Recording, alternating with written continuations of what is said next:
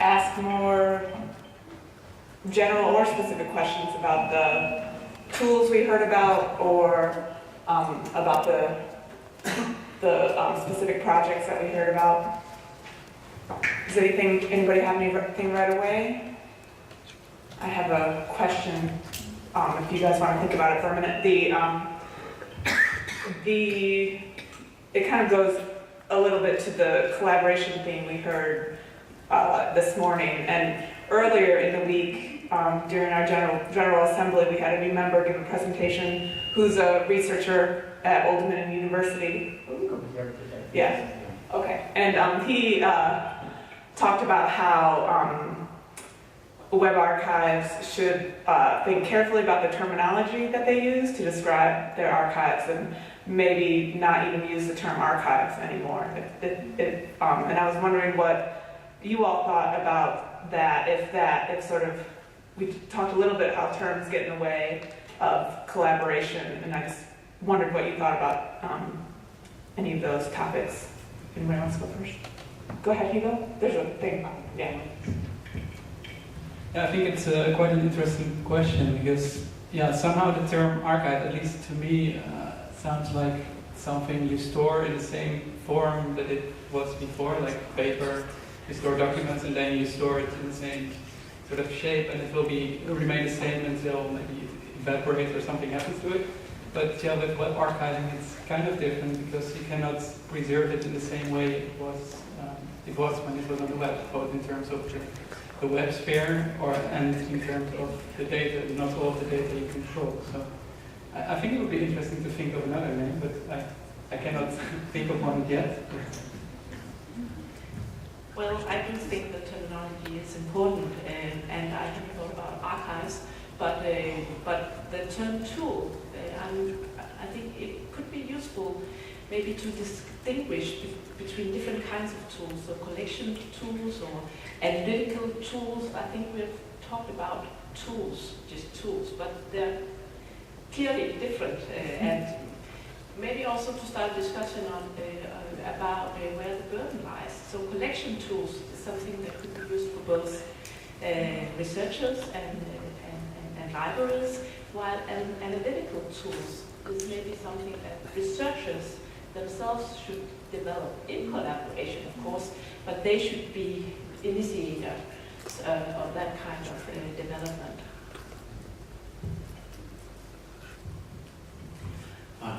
On the other hand, the term archive is widely used currently by the people in the field of digital humanities. It's a very fuzzy term, because they speak about open archives, open archive publication. They speak, traditionally researchers were speaking about the archives with a plural, and it was what we know as the original archives, archival services. But now there is the emergence of this term, the archive, in singular term, which is the mysterious data set that should be used by social humanists, and it's a term which is becoming more and more popular, but more and more fuzzy. So nobody is now really able to explain exactly what is the archive, except that we can build, we can research within this mysterious archive.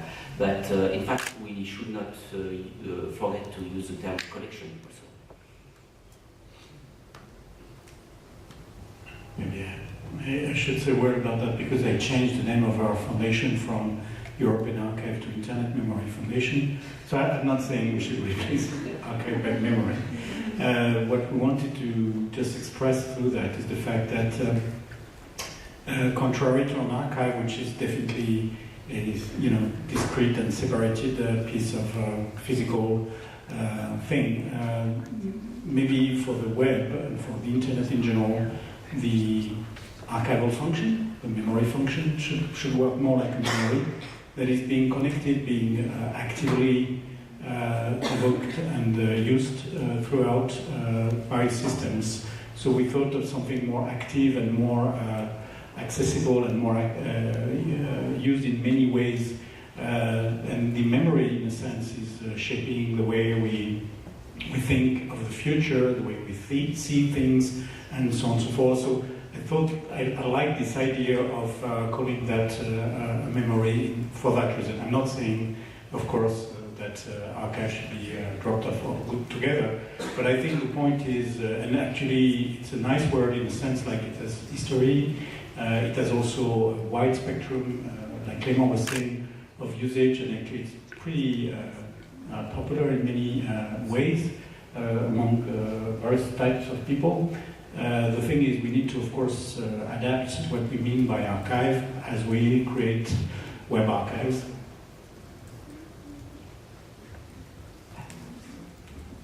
Yes. So this made me realise, I think when we're building the tools for our curators, we probably tend to focus more on collections, and the archive is what achieves it. In the context of analysis, I think it's often more useful to use the language of the outputs of the analysis, because that's where you'd like link graphs and that kind of thing. But you just made me realise that I think one of the reasons I like the mementos idea is it's a more evocative, kind of nostalgic glow of a term for what's otherwise a dry, instant dress snapshot. It carries a little emotional weight, and I think perhaps that's why I like the term so much.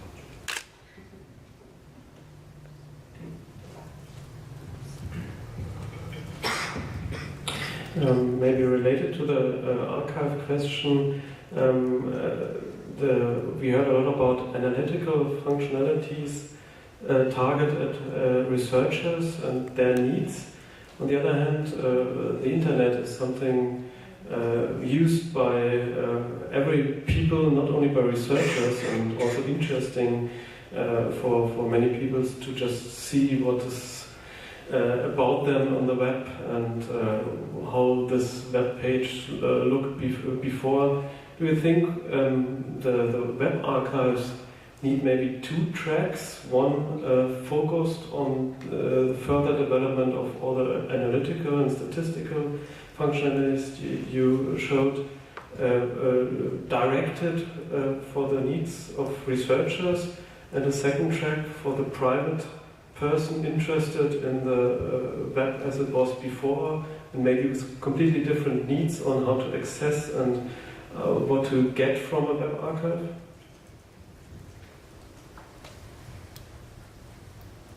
Well, in fact, there are, so you are speaking about two types of public. I would add that it corresponds to two types of functions of web archives. There is a research function and there is a memory, personal memory function. I would say one kind of very concrete example of the kind of difference. I don't think they necessarily are in conflict, but you have to be aware of them. Is just when we're building the full text indices, it's common by default to stem the terms, to collect similar terms together, to collect synonyms together. And if you just want to search vaguely about a subject, which is perhaps a more kind of citizen use case, then that's fine. But for researchers, they hate it. It gets in the way because they don't understand the stemming algorithm and they don't trust it. They want to search for precise word terms, right, and their relationship. And you kind of have to support both modes, or commit to supporting one or the other way. Have that in mind when you're doing the full text index.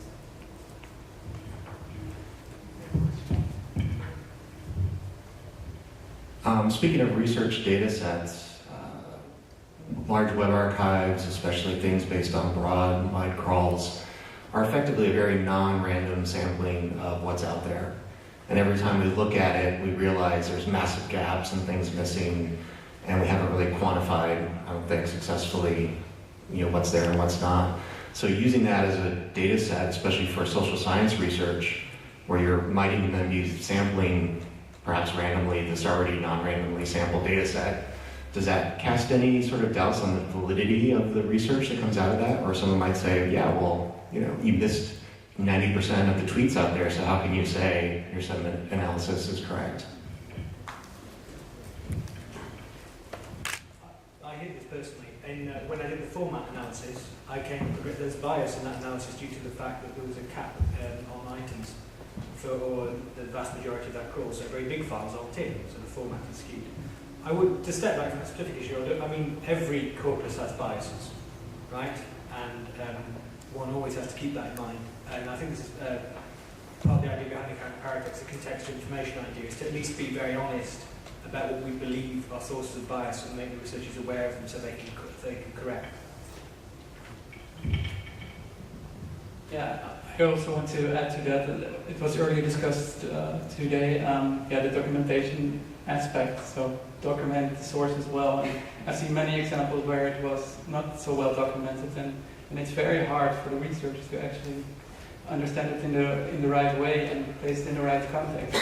Documenting is very, very important to me.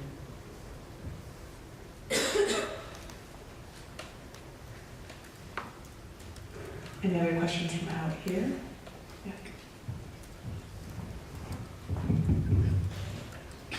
Hi.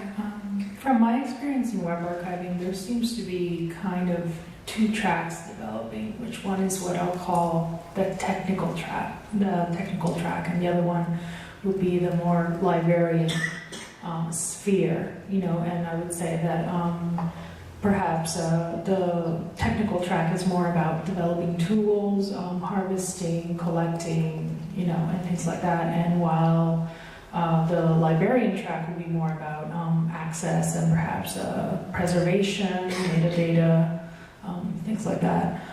Do you believe that this will continue in the future in web archives? Will it be kind of this kind of separate, or will there be more overlap?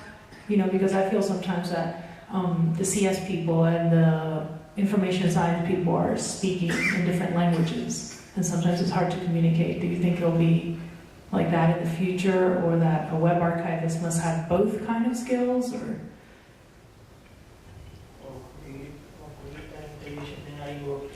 Yeah, or maybe it will be interdisciplinary kind of field.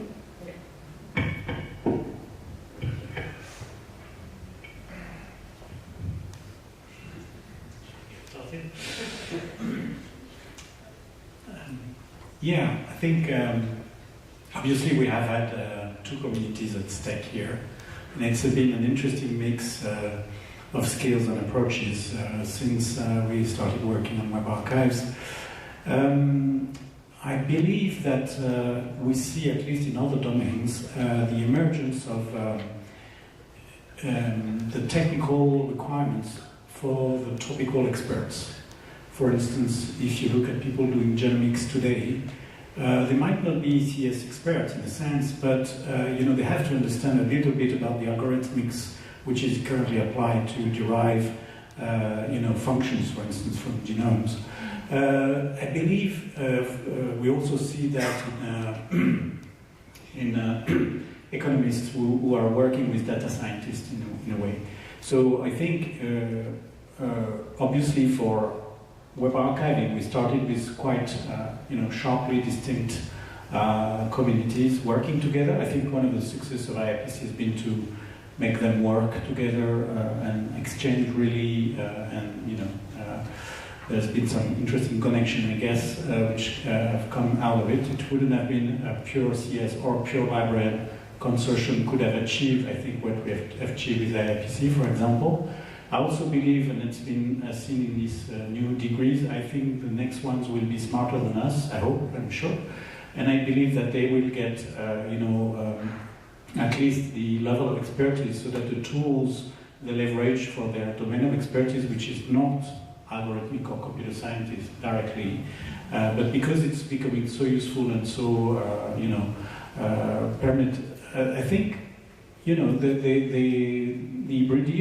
hybridization and the interdisciplinary is also where new stuff appear and creativity comes in. And I think web archiving, in a sense, is for at least in the field of curatorial sciences, and is an interesting output from this point of view, because basically it's been created in the intersection of these disciplines, and I think that's part of what makes it interesting as far as I'm concerned. But I really believe that in the next generations coming down the road, I'm sure there will be more skilled and more used to also manipulate some tools, maybe not program them, but more familiar to them. And back to your question, Tobias, I believe actually that maybe for today it could be a good idea to think with two very separate tracks, but I think we'll quickly look down to our children, and maybe even not the children, the young ones, if we don't,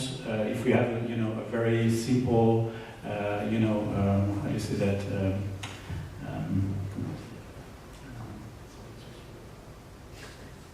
Sort of narcissistic, kind of use of the archives, because I think that some of them will come up and want to, start combining extraction with whatever.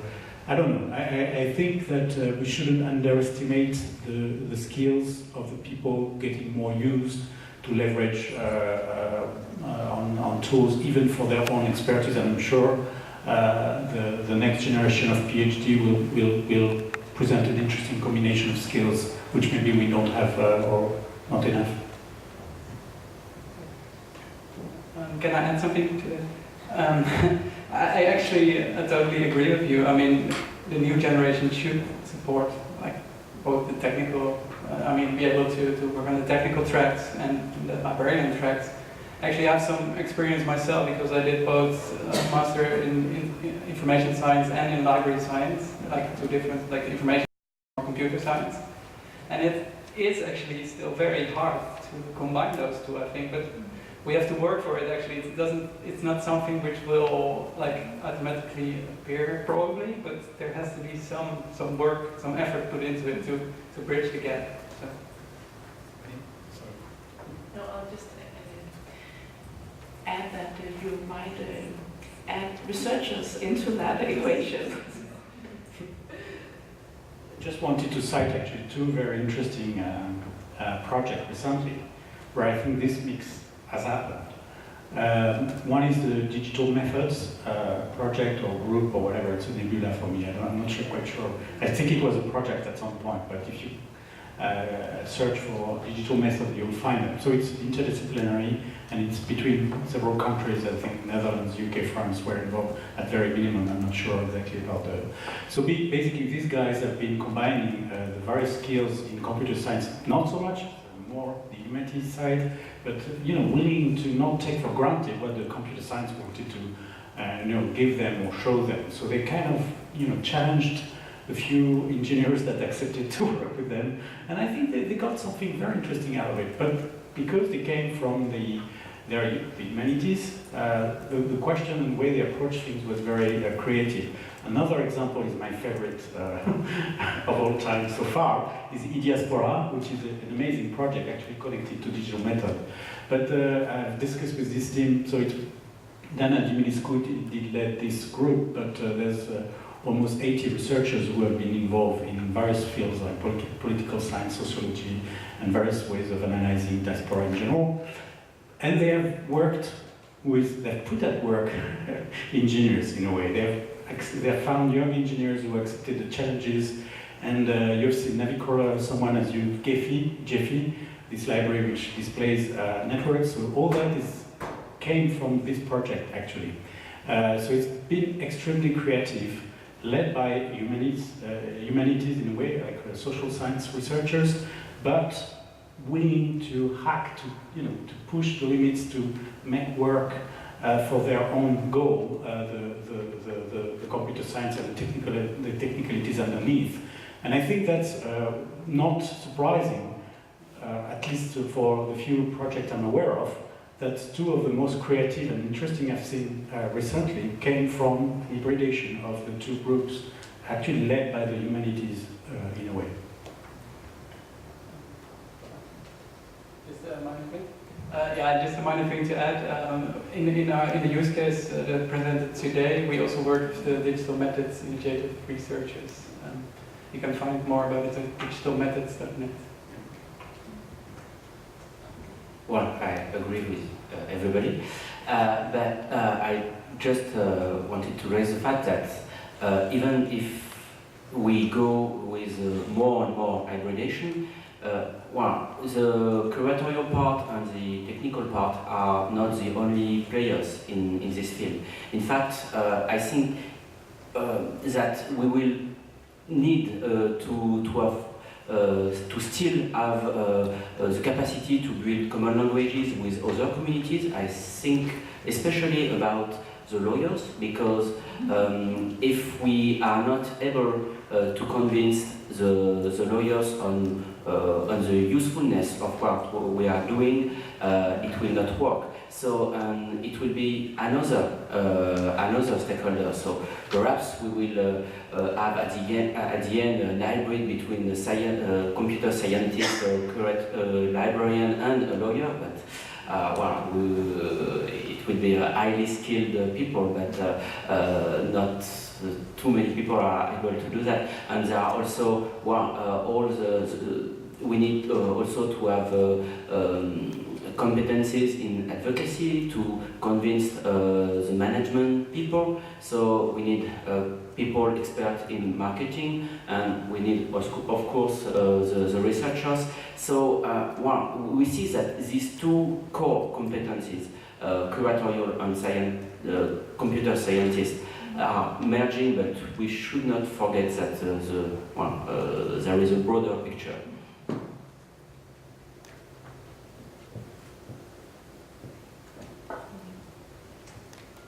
Any other questions? Yeah, okay. Well, we'll end here, that's fine. Thank you again, panel.